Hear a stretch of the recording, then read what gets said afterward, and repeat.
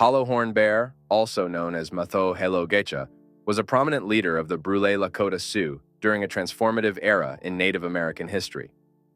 Born in 1850, his leadership and legacy left a significant imprint not only on his people, but also on the interactions between Native American tribes and the U.S. government. A reputed warrior, and later a diplomat, Hollow Horn Bear's life journey offers profound insights into the resilience and adaptability of indigenous cultures in the face of external pressures. In the Apsarok tradition, an oath is not merely a verbal declaration, but a binding contract with the spiritual realm. Those who swear an oath often do so in the presence of sacred objects or within the boundaries of hallowed grounds, ensuring that the spirits are witnesses to their commitment. This practice elevates the oath beyond a personal or societal pledge, anchoring it firmly within the cosmology of the Apsaroke. The individual who takes the oath must be prepared for the spiritual consequences of failing to fulfill their promise, as it is believed that not only their honor, but also their spiritual well-being is at stake. Pack horses were used during buffalo hunts, which were vital to the Apsaroke's survival and economics. After a successful hunt, the buffalo's meat, hides, and other items had to be carried back to the camps. The Apsaroke were able to maximize their cargo thanks to the power and endurance of their pack horses. This practice of using pack horses guaranteed that the village had enough resources to last the entire year, particularly during the severe winter months. The Oglala Lakota people, known for their historic resistance and resilience, have a rich legacy marked by numerous pivotal battles and profound cultural contributions. One of the most stirring periods in their history stretches from the late 19th century into the early 20th century, a time when they defended their lands and way of life against relentless encroachment by the United States government and settlers. In capturing this moment, photographer offers more than just a visual record. He imparts a narrative of place and identity. This image speaks to the daily rhythms and spiritual connections experienced by the Kootenai people, for whom the lake and its surroundings have long been a source of sustenance, inspiration, and ceremony. The photograph becomes a visual bridge to a way of life that, while deeply rooted in tradition, has continually adapted to the realities of changing times. The shot, taken during the photographer's lengthy journeys across the American West in the early 20th century, is rich in texture and character. The canyon walls rise on all sides, their stratified layers revealing a geological history spanning millions of years. In this timeless environment, a group of Native Americans, possibly a family or small group, approaches a tiny entrance. The figures are diminutive in compared to the massive environment, highlighting both their vulnerability and enduring strength. They are dressed in traditional garb, and every aspect is meticulously caught through the lens, providing an essential insight into their culture and way of life. Tonanili is revered by the Navajo, or Diné, as a beneficent deity linked with rain and water, both of which are necessary in their desert environment.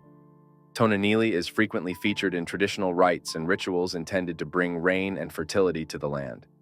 Photography of these ceremonies not only capture the visual magnificence of the elaborate clothing and religious procedures, but also convey a deep understanding of the spiritual bond between the Navajo people and their surroundings. This artwork demonstrates the Navajo people's long-standing love for natural elements, as well as their deep, comprehensive understanding of ecology. This snapshot is more than just an image. It provides a detailed visual record of Nuklimakli Kagul's traditional life and rites. The photographer's diligence enabled him to capture important components of their culture, such as the detailed details of their ceremonies, traditional dances, and spiritual rites. A potlatch, for example, is a ceremonial festival that distributes wealth and includes the display of ceremonial regalia, masks, and totems, all of which the photographer painstakingly photographs. Masked dancers, known as kagyul among the Kwakwakawaku people, are an important and complicated part of their traditional legacy. These dancers play a critical role in potlatch celebrations, which are important social and spiritual events. The masks, which are sometimes complex and brightly colored, depict numerous ancestral spirits, animals, and supernatural beings. Each mask and dance has a rich symbolic value, communicating stories, teachings, and histories passed down through generations. The intricate design of the mask reflects the immense skill of the artisans and the rich storytelling traditions of the Kagyul. Made from carefully selected materials, the mask likely played a crucial role in ceremonial performances, possibly connected to hunting rituals or spiritual practices. The octopus itself, a creature of the sea that features prominently in the mythology and sustenance of the Kagul, symbolizes adaptability, intelligence, and mystery. By donning the mask, a hunter may have sought to channel these attributes, hoping for success and protection during their ventures. Achamawi baskets are more than just functional objects. They also serve as canvases for creative expression and storytelling. Baskets are traditionally woven from locally sourced materials, such as willow, tule reeds, and grasses. Weavers use procedures passed down through generations to ensure the preservation and perpetuation of their ancestral expertise.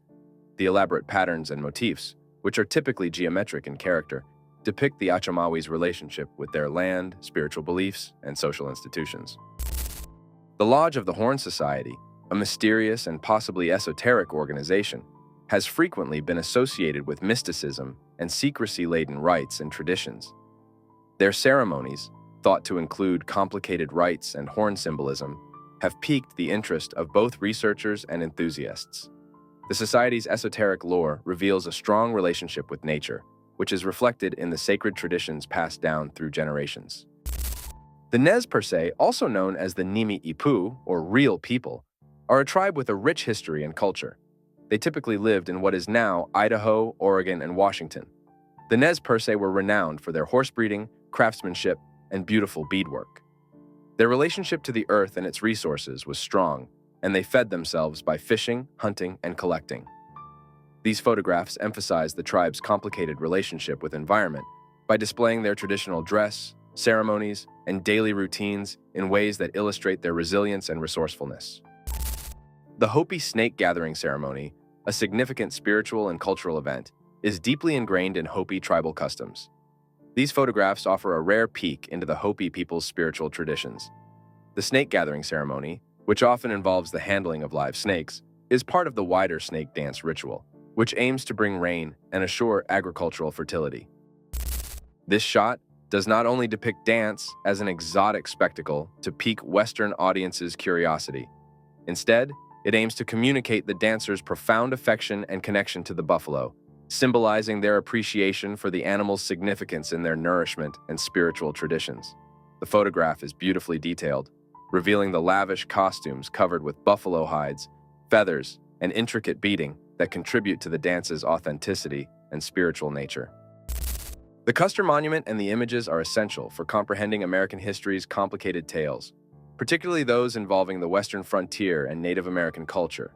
The Custer Monument, located in the Little Bighorn battlefield in southwestern Montana, commemorates the Battle of the Little Bighorn, which took place on June 25th and 26, 1876.